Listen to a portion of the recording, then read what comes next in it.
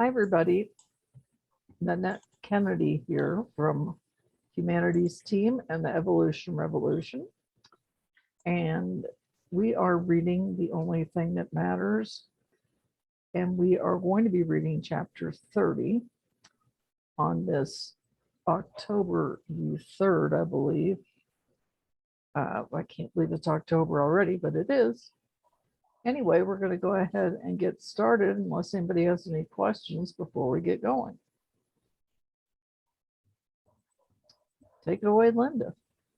Okay, I'm going to stop my video because I'm getting a Yeah, I'm going to stop my message about unstable signal. So, okay, so we are reading The Only Thing That Matters, which is Conversations with Humanity, Book 2.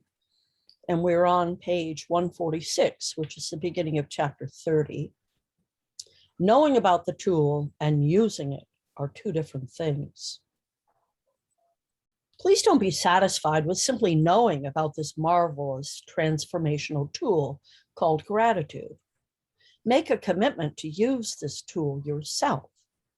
You will see how the energy you may be carrying about any unwelcome event, past or present, can be transformed in the blink of an eye. Simply say, "Thank you, God," the moment the so-called negative event occurs today or presents itself in your memory. Then decide immediately what you are thanking God for. Say, "Thank you, God, for giving me this chance.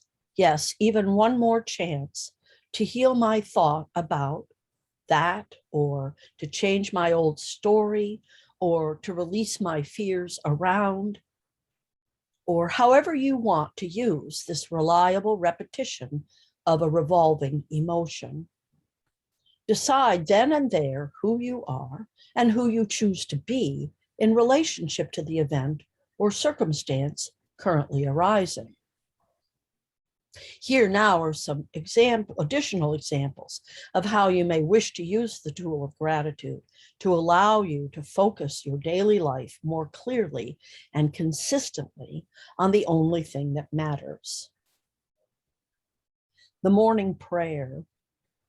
Make it your habit to say to yourself each day as you awaken, "Thank you, God, for another day and another chance to be my highest self."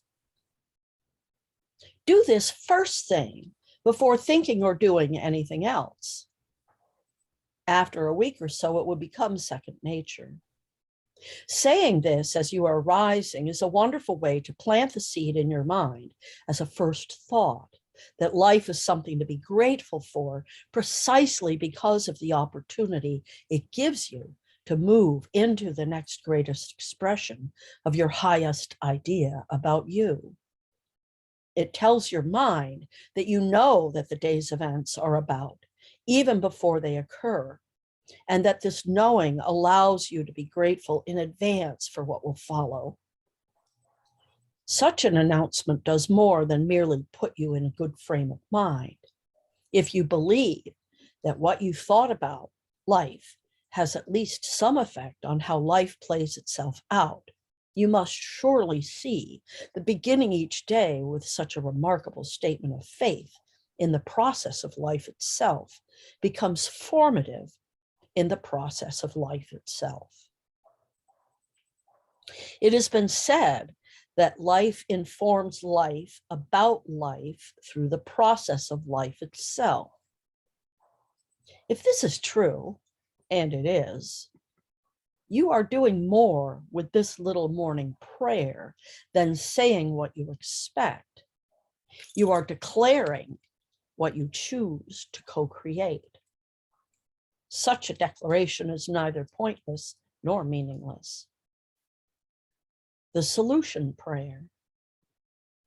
Should your day present you with an experience or circumstance that you consider problematic, and if you find yourself paying more than a little mental attention to it, try saying this: "Thank you, God, for helping me to understand that this problem has already been solved for me."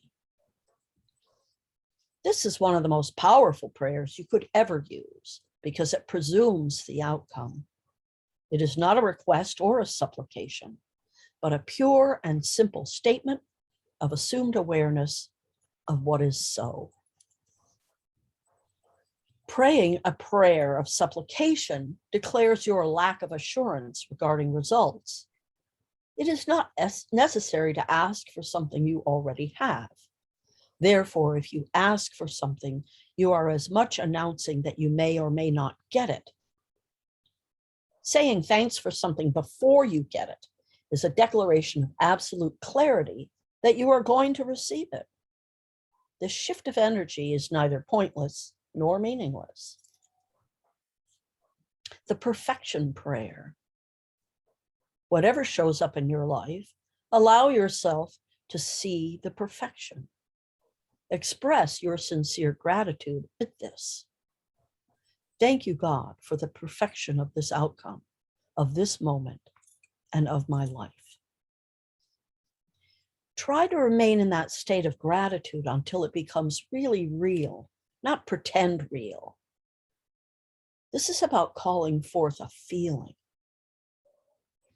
Sometimes people say things in prayer that they wish were real, but they do not truly believe. That's okay, that's perfectly normal. But a statement of what you choose to be real can become real through the simple act of your choosing it and continuing to choose it. Now, here's a little trick. After you choose it, allow yourself to feel it.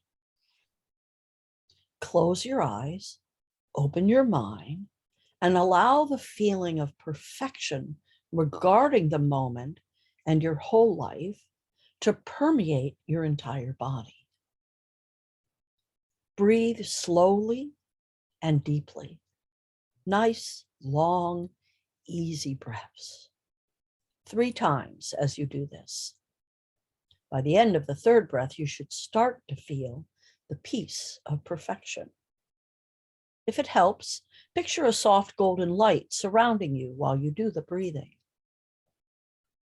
Since all experience is internal and all events and circumstances are only external, continuing to use gratitude to see perfection adds to the data in your mind, which impacts your truth about an event or circumstance, which creates a thought about it, which generates an emotion regarding it, which produces an experience of it. And once again, this experience will be your internal reality. You have taken an exterior occurrence and you have literally internalized it. Such a process can turn your world inside out. It would be silly to suggest that it is always easy to see the perfection. It is extremely challenging when what is happening seems to be anything but perfect. The death of a loved one, the loss of a job, and the end of a relationship would surely all qualify as events in that category. And there are many others that could be brought to mind. So you may need assistance with this.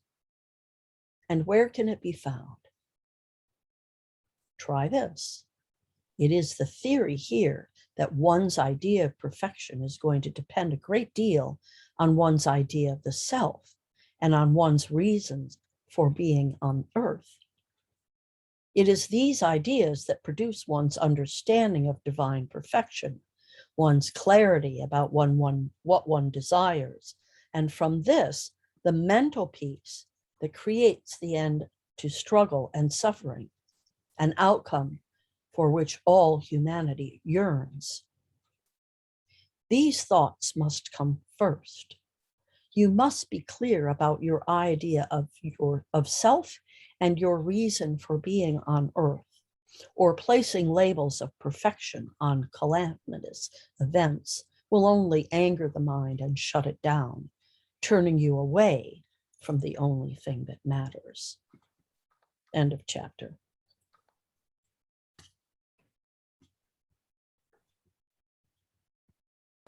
Thank you, Linda.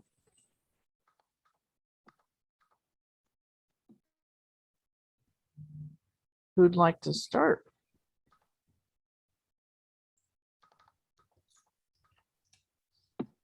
I have a quick little thing. I saw a meme on Facebook recently which said, instead of thinking about your highest self, how about thinking about, or your best self, how about thinking about being your favorite self? And for me, that kind of works because my favorite self is my preferred, higher version of myself.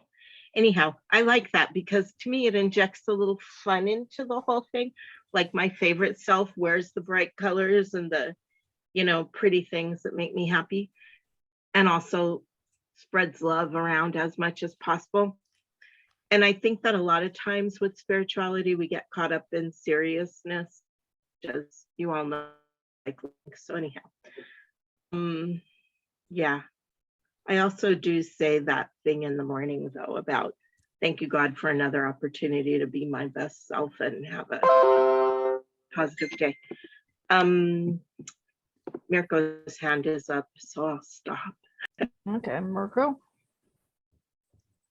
Okay, I try to make this consideration and this question in English for you.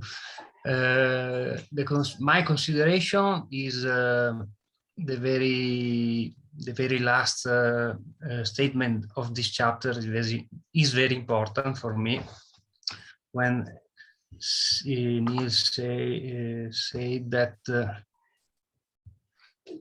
to see the perfection, we must before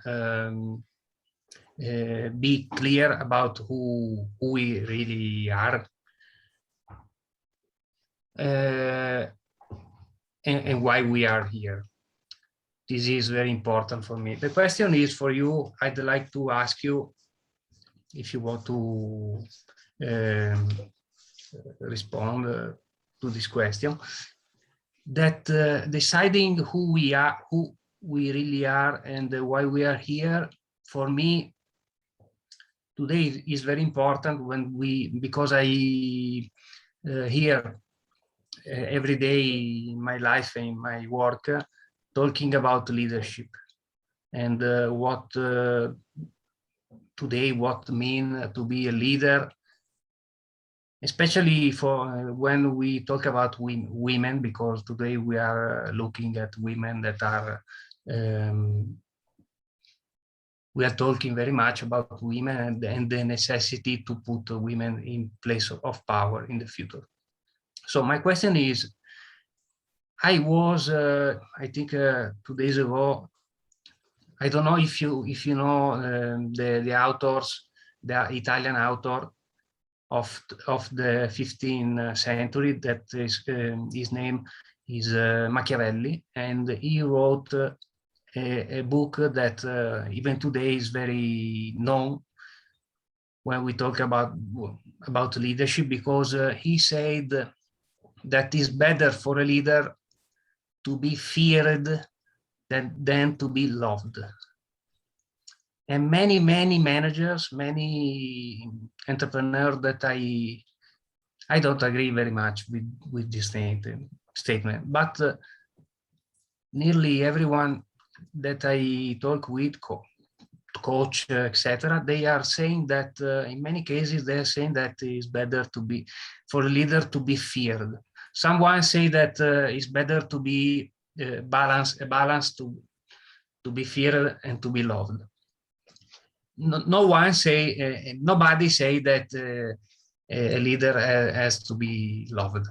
So I'd like to ask you if you have an experience, if you want to explain me this, because I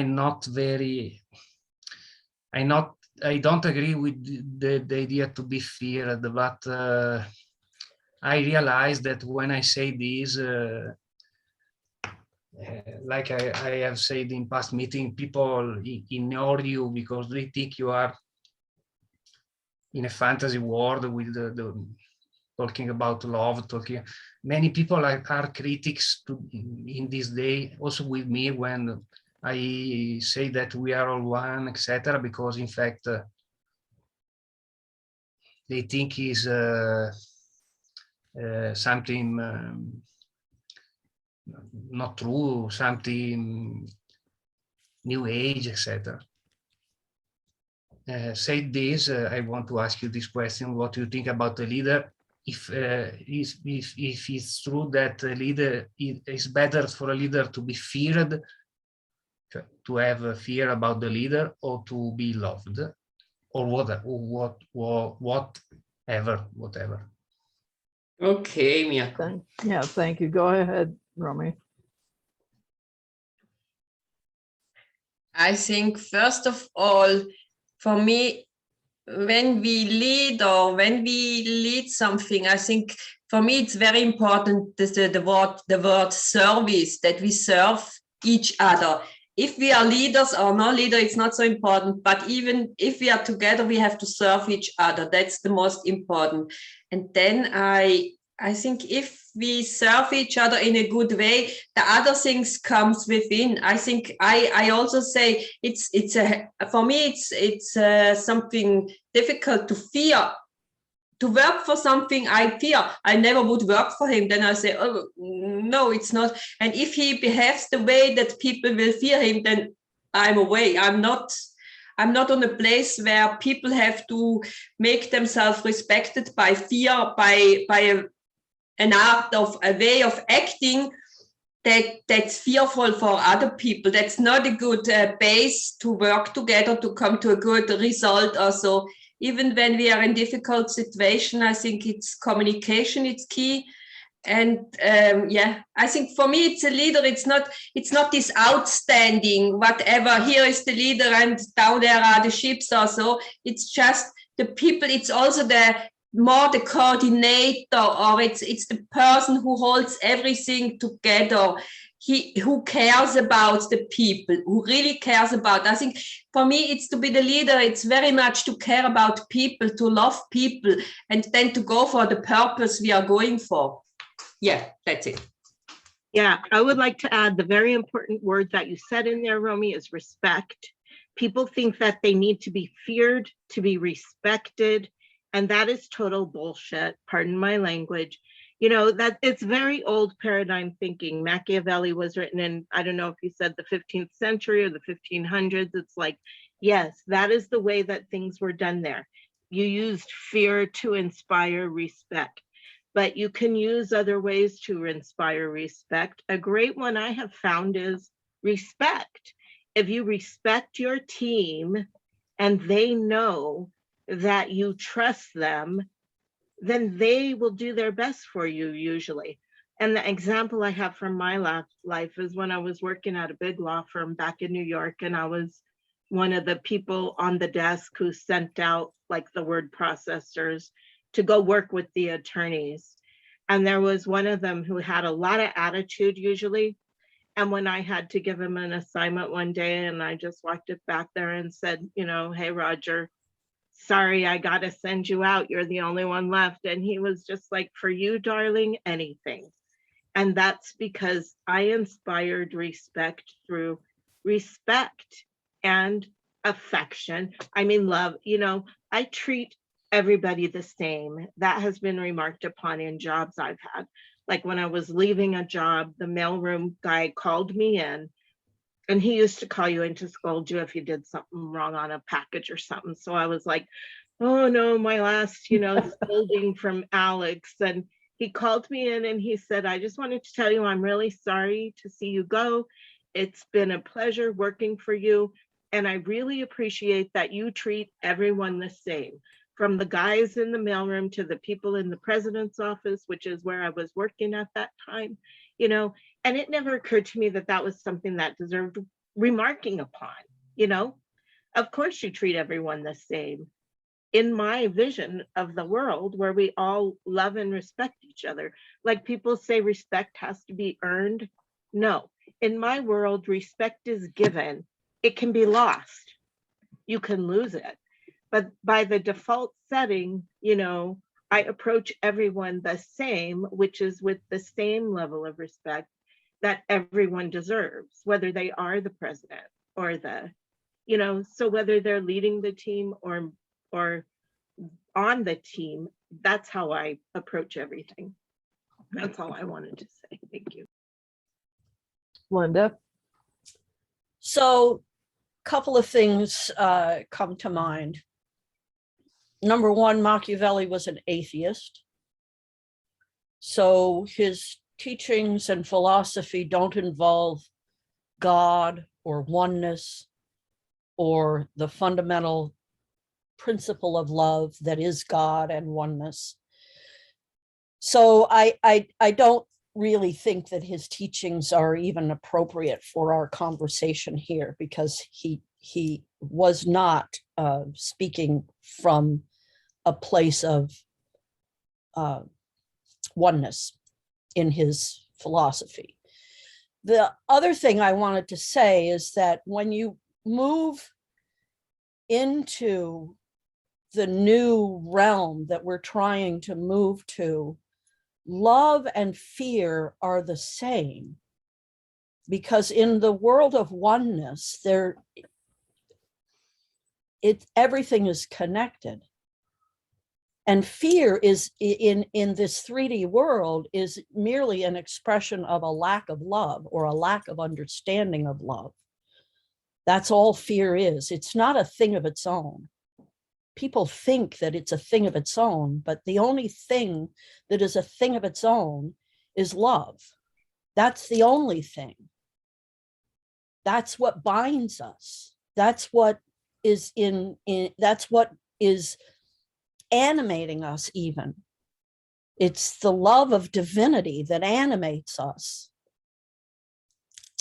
So Machiavelli, because he was an atheist, his philosophy is truly lacking. It's a very 3D, old school, separated mind philosophy.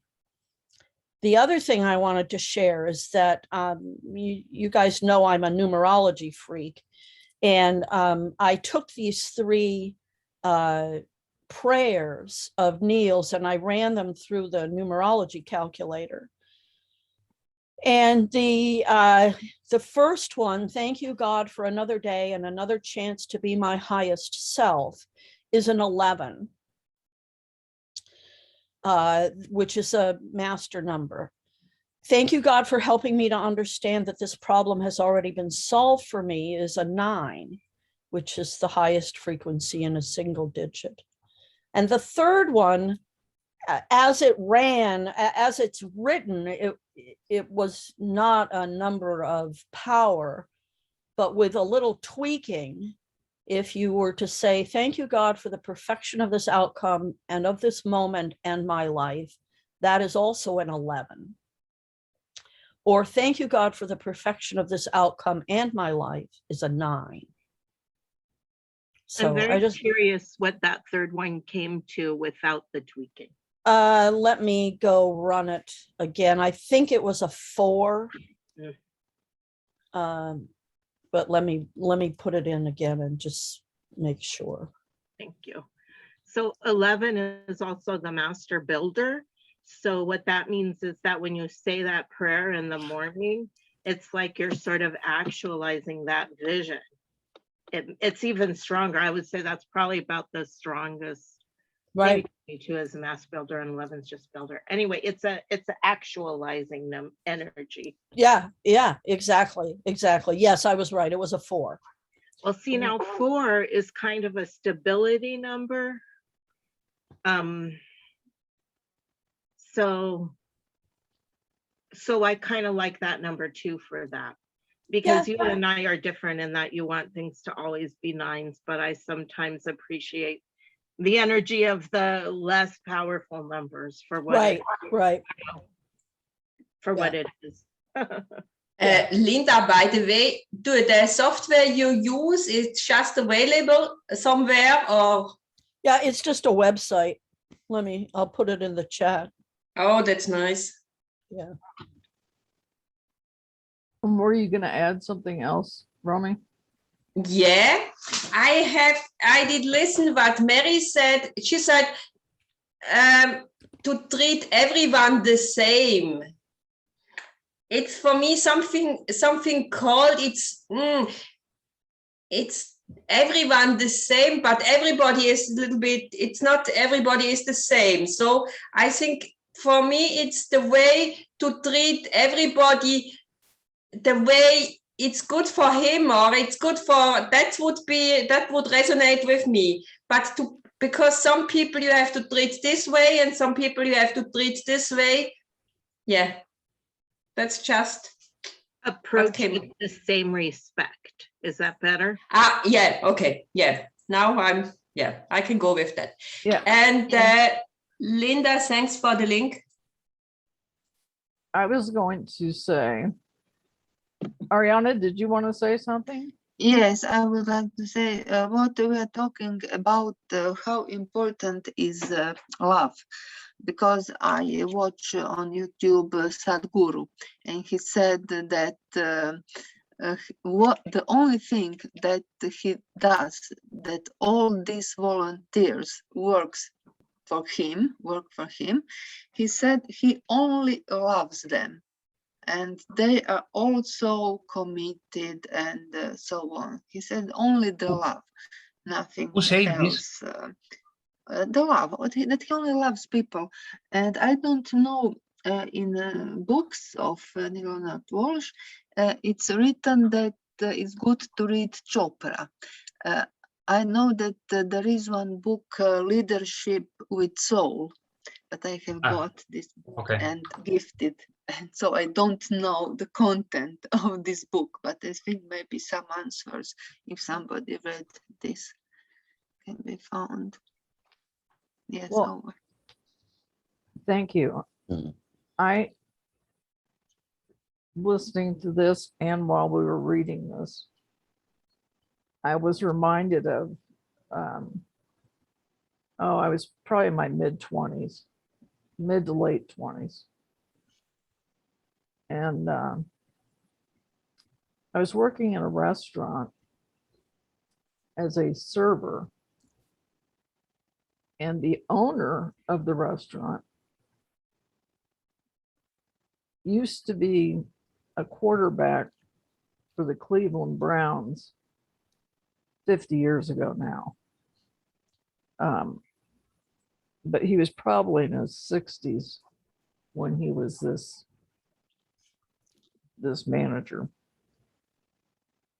And he was so mean and so rude and so crude that it was a real test, because I was afraid of him. I was afraid that if I said the wrong thing or did the wrong thing, that he would come down on me. And he did a couple times. And I worked there for a couple of years. It was a fine dining restaurant. And he used to waddle through there in sweatpants and stop by and say hi to the people that he knew. And one day, I was, probably in the last 3 or 4 months that I worked there, he brought his whole family in. It was a nice big little Catholic family. There was like 8 kids. Brought them all in for dinner. And I didn't mean anything disparaging about the Catholics. It's just kind of large Familyville, especially for people my age. Anyway, he requested that I waited on him. And I thought, oh my God, because every other time he had come in with anyone, and if he would sit in my section, I would pay somebody else to wait on him because I just didn't want to deal with it. And I didn't have any luck pawning him off that night. So before they were seated, I took Vince aside and I said, Vince, I've worked here for, going on 2 years now. And I think I'm a very good server. I'm not perfect, but I treat people well. And, I don't get rattled real easily. And I said, so if you plan to harass me during this meal with your, there's a party of 10 people. I said, if you're going to harass me during this party or this meal, I will turn around and walk out of the building. And I said, I'm very serious because I can't take your unkindness. And one of the other managers came up to me and said, I can't believe you said that to Vince. I said, well, I did. You know, I was pushing 30 at the time. And he was unbelievably polite, kind, and thank yous and all that other stuff. So when I think this whole thing starts, you know, that or started at some point when we were reading about Machiavelli and somebody being a mean leader, it does nothing but put the fear of God in me. And it's not God I'm fearing, but it really makes me nervous if I have to approach somebody that is a typically mean person. And it felt so good to say in a kind way that I was not going to put up with it because it was like a show for him. You know, let's see how rattled I can get the server. And afterwards, he didn't apologize for previous times, but he said, you did a really good job. And did I do okay on not acting out of turn? And I said, yes. And I said, you're far more delightful to be around. So I think sometimes it's really difficult, especially if it's somebody you deal with on a regular basis. It's not always easy to be able to say to somebody, you're an unkind person, you know, and you rattle me, and just be, you know, straightforward about it. And I think, and as I've gotten older, I've gotten much better about saying, whoa, I don't know what you don't know what's happening here, but I will not just let someone let loose on me. Over.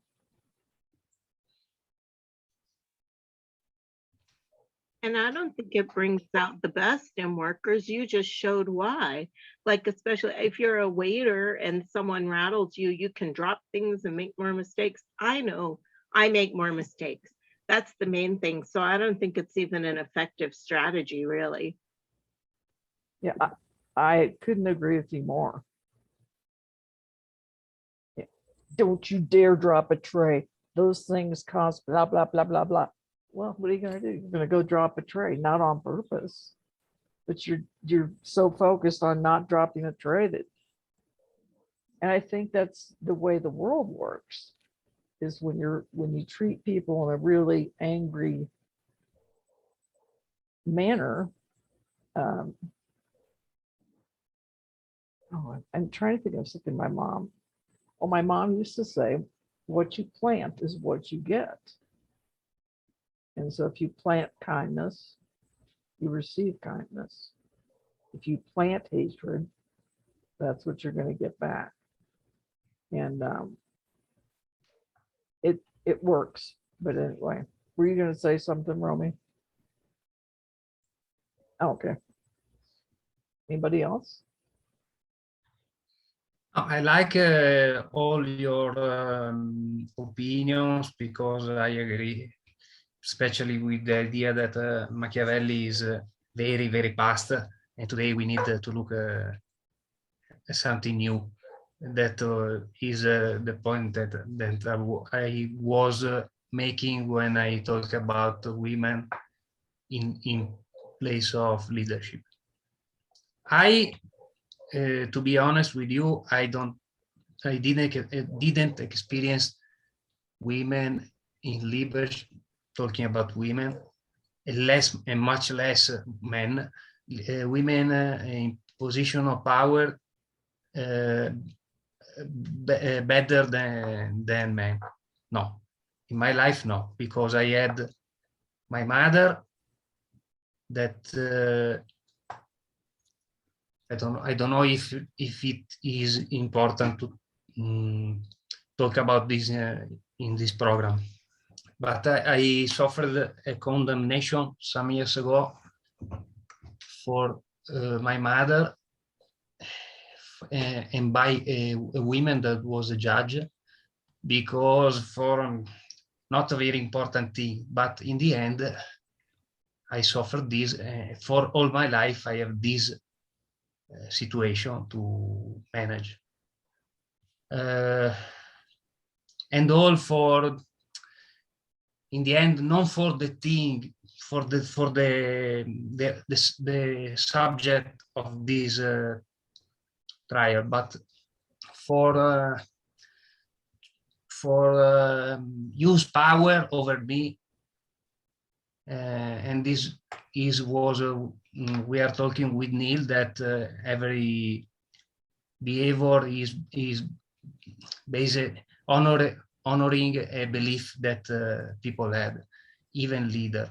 So it's very important consider that who we are, even when we are in position of leadership of power, is very important, because if I think that I am separate from you and that I am better than you and that I am over you,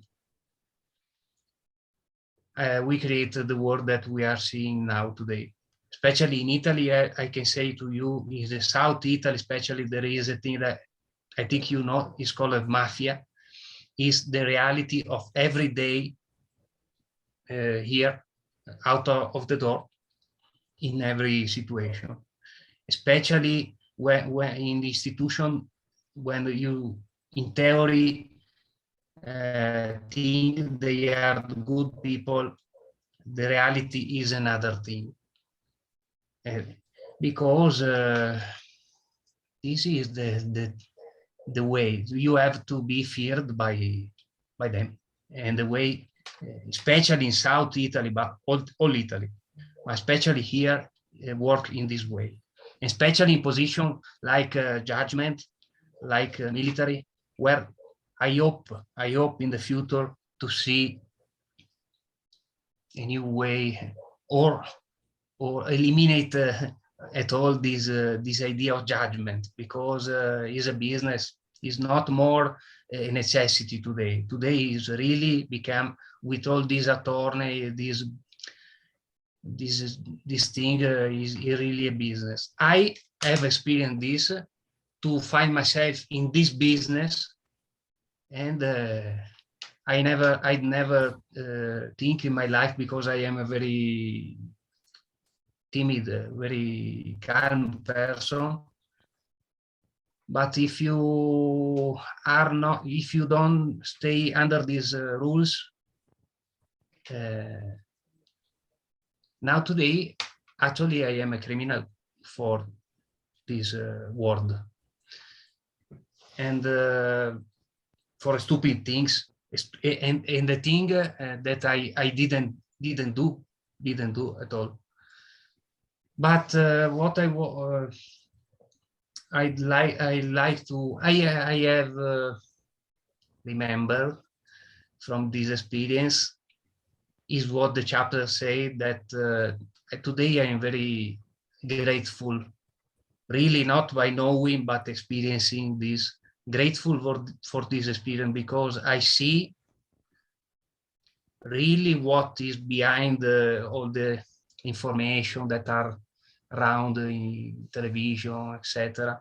I see what's happening, but you can't say these things to another person and say to them, this is not true. The truth is another, that we are all one, etc. Because they think, as I said before, they think that you are crazy, and you are also a criminal. So I think for my personal life experience, I am very grateful because I have I had the opportunity to demonstrate in many ways divinity, for example, with compassion, with understanding of their beliefs, because the beliefs of all judgment in this case is that what they say to me, the judge, my mother, the attorney, is we will teach you how to live.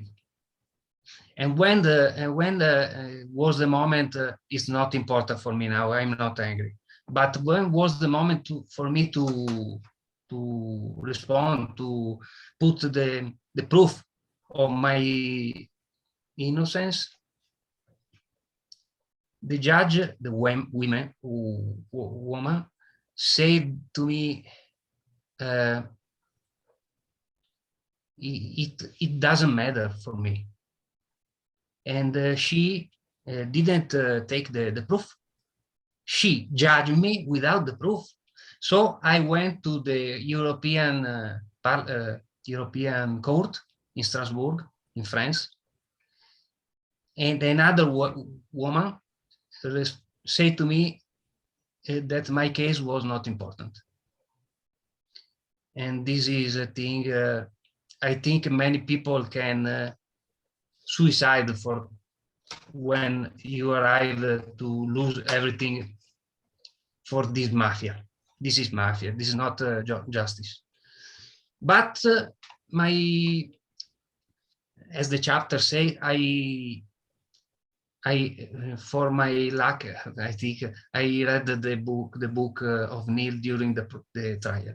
So I was thinking, I am not a physical entity. I am a spiritual entity, and this is an opportunity. Thank you, Judge, for giving me the opportunity to be my highest self.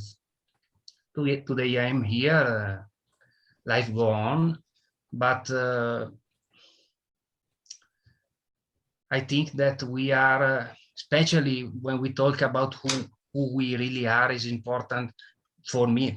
I don't know for you, to start from the top, because if the top of the power is not love, but is judgment, is condemnation, that are driven by fear, in my opinion,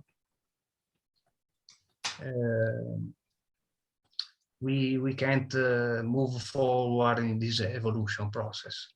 But I think that I hope that having this program like this in our little number of people, I think we can do something. Yeah, well, one of the things I was going to say is those are the kinds of things I think about, like the mafia. And I was raised in the Midwest of the country in Kansas City. Mm.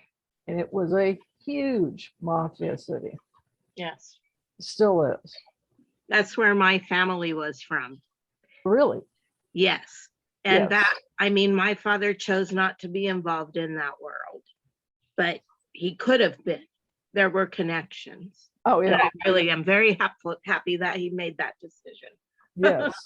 Well, the neighbors in the neighborhood that we lived in, we had the Di Giovannis, we had the Accursos, I could name a whole bunch of different. This neighborhood was filled with mafioso types, and my father came from northern Italy, and and he was brought over here when he was little. And my grandfather, whose name was Biagio Orago, they started out in New York, and immediately with him opening up a barber shop, he started having people from the mafia come in and tell him that he needed to pay them. And he was like, for what? And Like in the movie. yeah, just like in the movies. And he packed up and he moved to Western Pennsylvania. And because he wanted nothing to do with that. And he ended up changing his name to Barney Rogers, which is such a disaster on a beautiful name like Biagio Orago.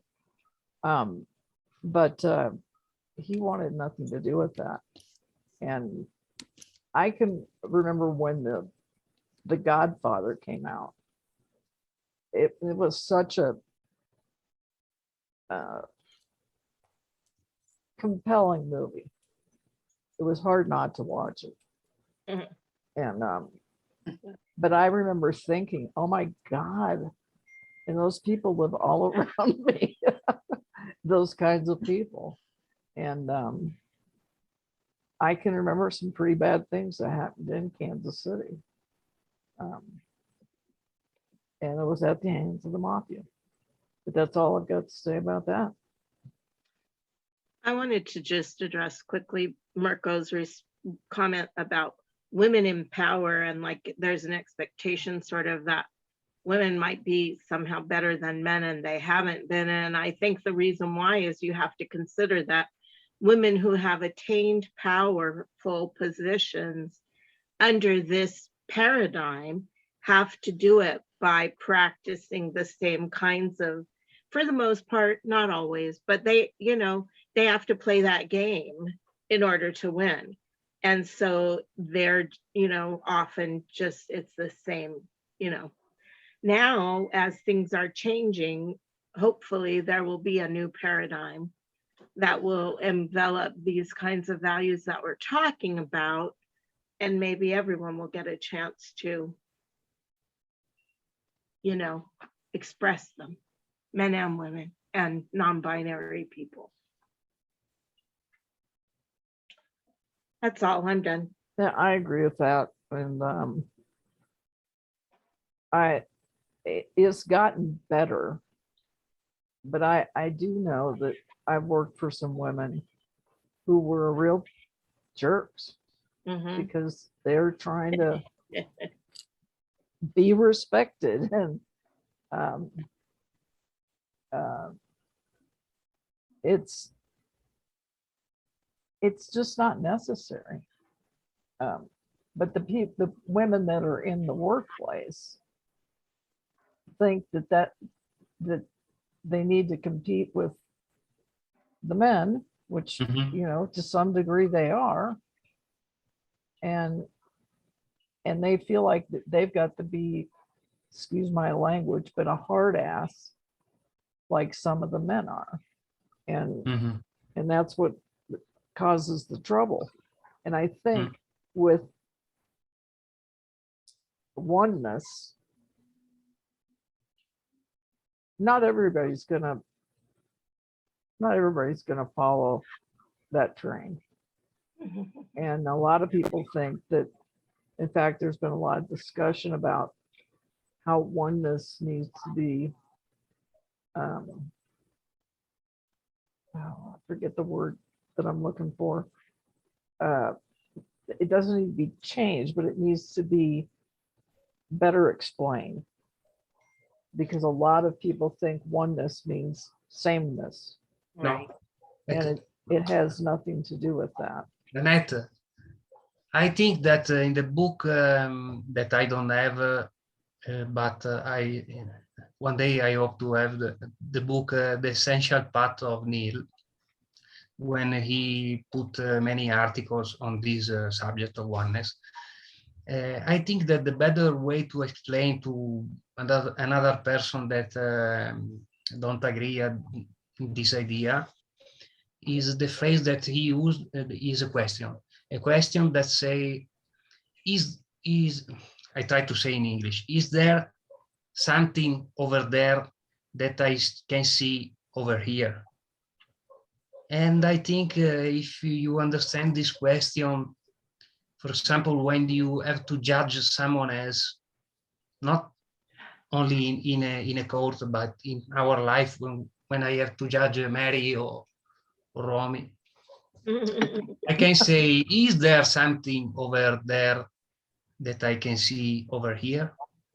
This is, I think, a very powerful question to close, I think, today, this chapter, because this is a way, when you ask yourself this question honestly, with a little honesty, you can say, okay, we are all one. In this sense, we are all one. I laughed because you said, and I'm sure it's just it's a English, not your first language thing, probably. Do I have to judge Mary or Romy? And my answer to that is we never have to judge anybody, but we certainly feel compelled to do it. So, and I know that's just a language thing, but yeah, that's all. Okay, great. Yes, yes. Nani, oh, sorry. I just back to what we talked about. I think the expression of oneness, when it comes to business, I like the material and the way the way it's explained. It's also the term flourishing business by Chris Laszlo also. Yep. I think it gives more an impact, and there are videos around right now, and I think even last time he had it's a few weeks ago he had a good talk about, and I think it's about flourishing business and what it needs in terms of leadership, in terms of people, and so, and I think that's a good way. Then it's not really for me, it's not important if a man or a woman is doing it. It's just the way it's doing it. It's just is the person full of love for what she does and with the people she does. That's important for me. Yeah. And a lot of other things, but that's just the most important. Close. Well, thank you for that. I think that I'm hearing a lot more of this term, and Linda, you can add or subtract from this, but I'm hearing a lot more about unity consciousness. Right. And I think that that is in part because of the word oneness means we're all exactly the same, which for those of us that believe that we're all one, we believe we're all connected.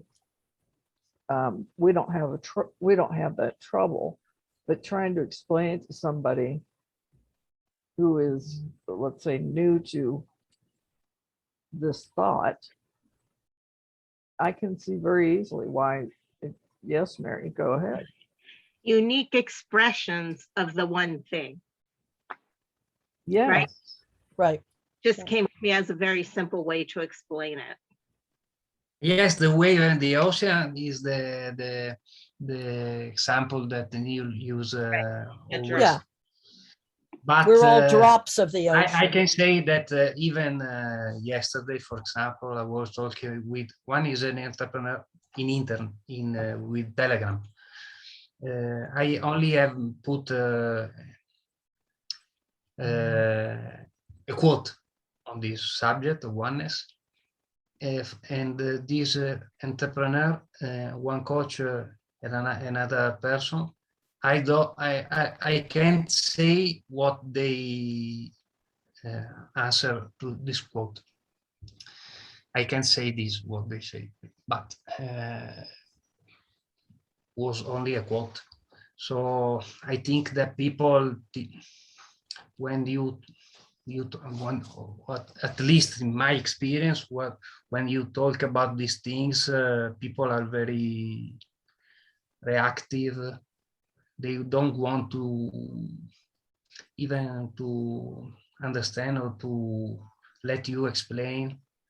And what do you do with this person? The only thing that you can do is to make a smile. So you can make, what you can do is live your own life in oneness. With you, yes, because I think that leadership, to close my intervention today, in my humble opinion, leadership, the only way to be a leader is not by fear, probably not by love, but with example is a better word, example.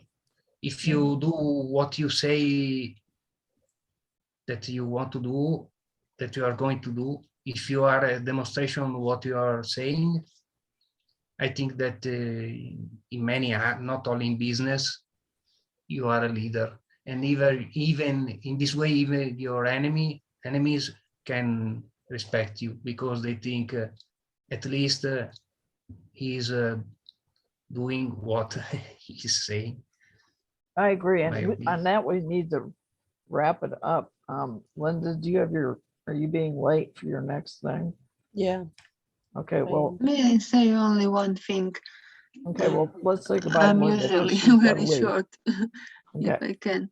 I was thinking also from the book, because when we look each other, we can think that we are not the one, that we are different, that we can judge and so on. And also we don't know ourselves very good, and so also it's not easy to know other person. But as I remember, there is one sentence that in this book, Neale Walsch, something called like this: look one person enough long time, and you will find, I don't know, the essence of yourself or something like this. Does somebody remembers this sentence? Because apparently we are different, and it's not easy to understand that we are all one. I think Yeah. the sentence will say that look in the eyes of the other person. I'm not sure in the eyes. I think that it's I have this sentence in another my. person. I don't know from which book, but I don't think, no, in the eyes. Look one person. But who knows in which book is this? well, yeah, and there's too many books.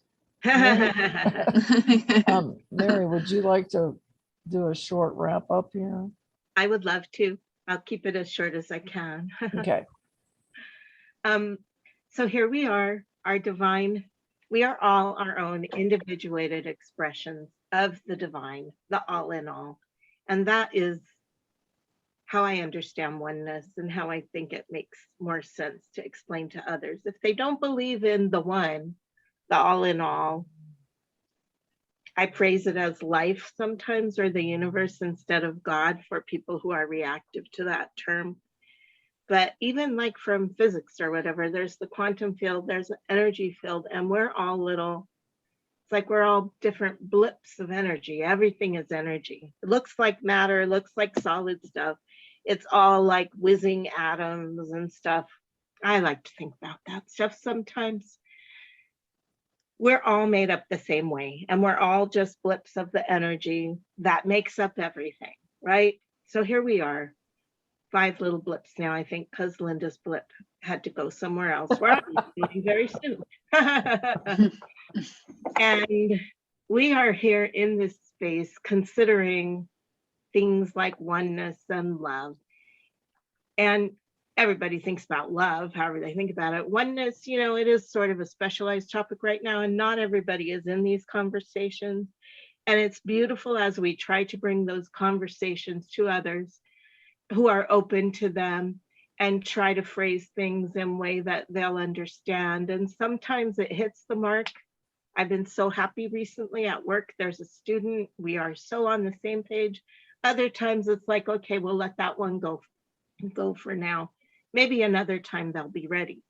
But as far as how we step into this leadership, because we are, those of us in this room are all leaders of this new, this new paradigm, this new way of thinking of we are all one, and what affects one affects the other. And love in terms of how we express ourselves in the world, in terms of how we relate to other people. To me, it's like leadership is about inspiring others to be their best versions of themselves, right?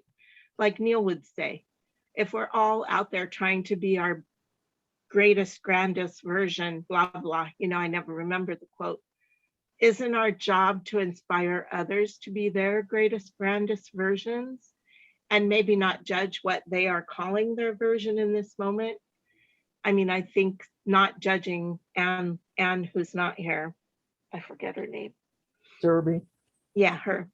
That's a big thing with her, not judging. And, as we go through this week, I think we can all sort of take these words with us of being our inspirational, love-mongering self, casting our light for others to see. And if people respond to that, that's awesome. And we can help bring about other people, just inspire other people, support other people. We don't have to throw the words love and oneness around in order to do the work of being the beaming lights who are, showing that, even if we aren't always saying it. How's that? How's that for today to send us off into the week? Very good. Very good. And thank you. Where do you find all of those, Romy? All these little Videos and Yes. things. Yeah. Oh, just with the, how do you say? I have there is a shortcut where I can have that with a shortcut I can have these emoticons. They have a bigger variety than when I go just with the chat. Wow. But I can send you once, I think, the instruction, yeah. Yeah, we'll have to take a class in this. No, it's not a class, but it's just, no, it's a shortcut. It's just, let me see. It's on Windows 10. It's, I do it so automatically. I don't know how to say it in English, but I think I will write to you and tell you how it's one sentence, how it works, yeah. All right. Love everybody. Love you all. All right. Thank Love you. you. Bye. Thank you. See you Bye. next week. All right. Bye. Thank you. Bye-bye. Bye. Bye. Right, Bye-bye. good times. Good times. Bye.